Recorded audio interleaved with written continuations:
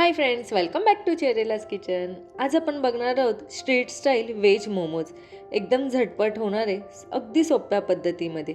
तर चला वेळ न वाया घालवता रेसिपीला स्टार्ट करूया. त्याआधी चॅनलला सबस्क्राईब केले नसेल तर सबस्क्राईब करा आणि बेल आयकॉनला क्लिक करायला विसरू नका.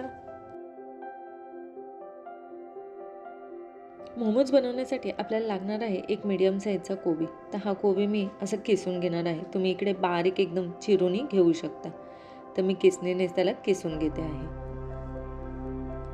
तर याप्रमाणे मी एकदम बारीक किसून घेतला आहे. आता यामध्येच आपण 2 गाजर घालणार आहोत. गाजरही आपण किसून घेणार आहे.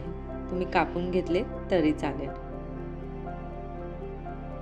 ते याप्रमाणे मी गाजरही किसून घेतला आहे. आता यामध्येच आपण ॲड करणार आहोत एक मीडियम साईजचा कांदा.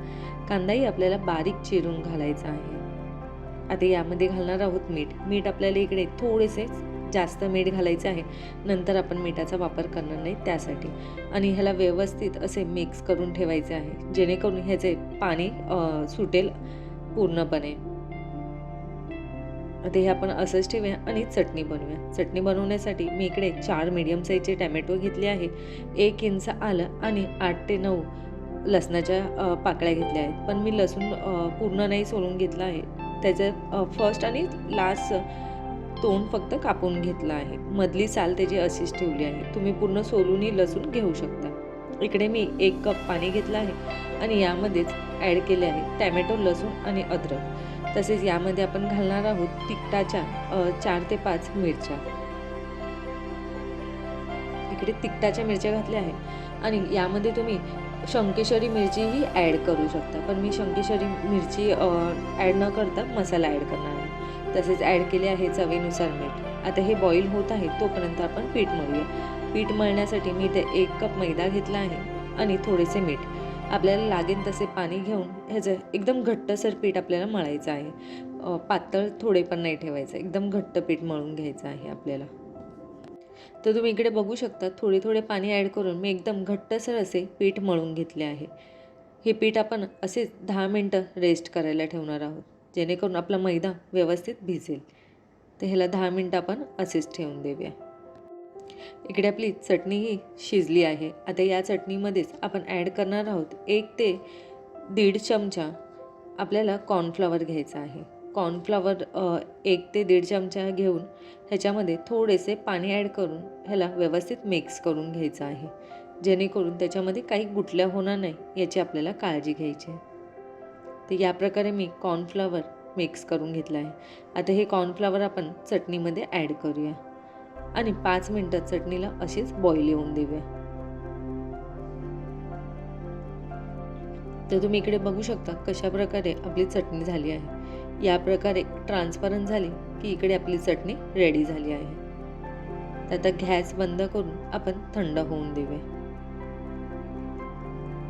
चटणी थंड होत आहे तोपर्यंत आपण मोमोज बनवूया. मोमोज बनवण्यासाठी आपण जे भाज्या कट करून ठेवलेल्या यातील आपल्याला सर्व पाणी काढून घ्यायचं आहे. त्यासाठी मी इथे कॉटनचा कपडा घेतला आहे आणि या कपड्यामध्ये सर्व मिश्रण ॲड करून यातील पाणी काढून घेणार आहे.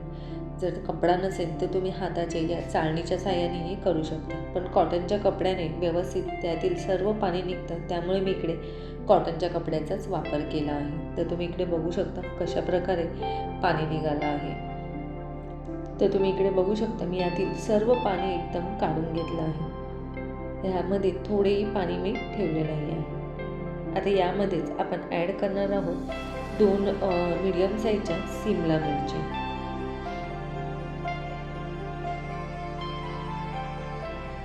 त्या मी इकडे 2 मीडियम साईजची सिमला मिरची बारीक कट करूनच ठेवली होती, ती पण आपण घालूया. तसेच थोडीशी कोथिंबीर. आता हे सर्व मिश्रण आपण एकजीव करणार आहोत. त्याआधी आपल्याला यामध्ये ॲड करायचं आहे अर्धा इंच आलं. इकडे मी 1 इंच आलं घेतलं, त्यातील मी अर्धाच इंच आलं ॲड करणार आहे. आलं आपल्याला एकदम किसून ॲड करायचं आहे.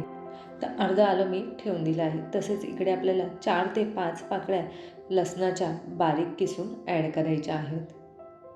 जर किसून नसून जमत तर तुम्ही एकदम बारीक कट करूनही ॲड करू शकता. मी इथं 4 ते 4 पाकळ्या लसणाच्या घेतल्या आहेत. तर इकडे माझा लसूणही किसून झाला आहे. आता हे मिश्रण आपण असेच मिक्स करून घेणार आहोत.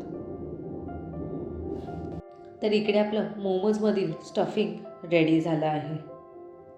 इकडे आपलं स्टफिंग रेडी झालं आहे. आता आपण मोमोज बनवूया. त्यासाठी पिठावर मी थोडंसं 1 ते 1.5 चमचा तेल ॲड करून हे पीठ व्यवस्थित मळून घेणार आहे. हलक्या हाताने आपल्याला 2 मिनटं हे पीठ व्यवस्थित मळून घ्यायचं आहे. तर इकडे माझं पीठ मळून झाले आहे आणि पिठाचे मी 2 भाग करून घेणार आहे. तर या प्रकारे मी 2 भाग करून घेतले आहे. आता एका भागाचे आपण छोटे छोटे गुंडी करून घेणार आहे. तर या प्रकारे मीडियम साईजची आपण गुंडी करून घेऊ. आणि आता आपण मोमोज बनवूया. त्यासाठी पिठाला थोडेसे प्रेस करून घेतले आहे आणि लागेल तसे आपण थोडेसे मैद्याचे सुके पीठ वापरणार आहोत. तर याप्रमाणे मीडियम अशी आपल्याला लाटी बनवून घ्यायची आहे. तर मी मीडियम साईजची अशी लाटी बनवून घेत आहे. तुम्ही साईजचे प्रमाण थोडे कमी जास्त झाले तरी चालेल. तर इकडे मी मीडियम साईजची लाटी बनवून घेतली आहे. आता यामध्येच आपण स्टफिंग ॲड करूया. या प्रकारे आपल्याला स्टफिंग ॲड करून ह्याला फोल्ड करत जायचं आहे. तर तुम्ही इकडे बघू शकता मी कशा प्रकारे फोल्ड करत आहे. तर पाठच्या साईडने आपल्याला फोल्ड करायचं आहे. आहे की नाही एकदम झटपट होणारी रेसिपी.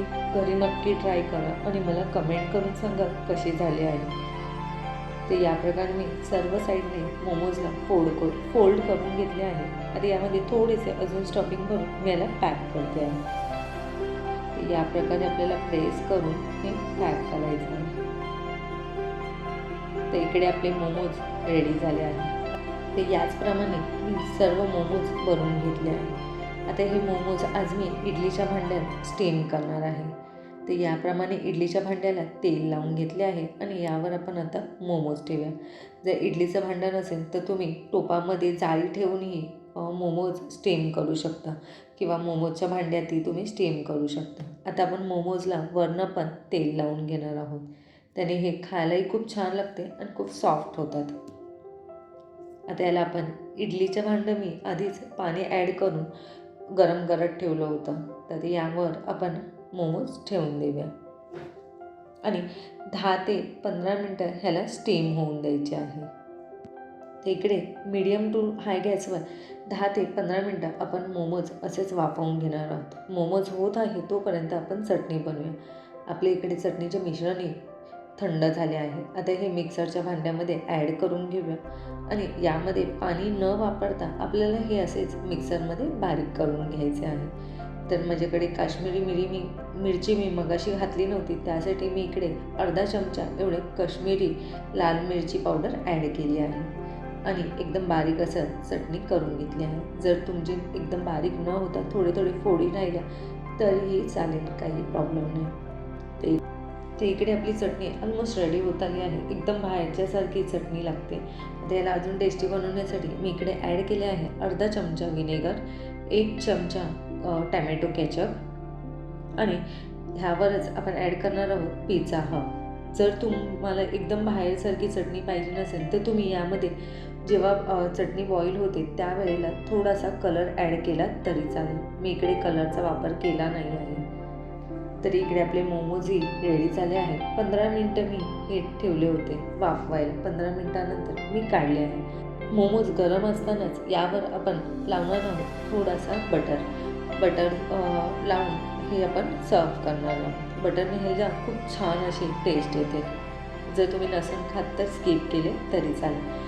तर इकडे आपले मोमोज रेडी झाले आहे. तर रेसिपी आवडल्यास नक्की लाईक करा आणि शेअर करा.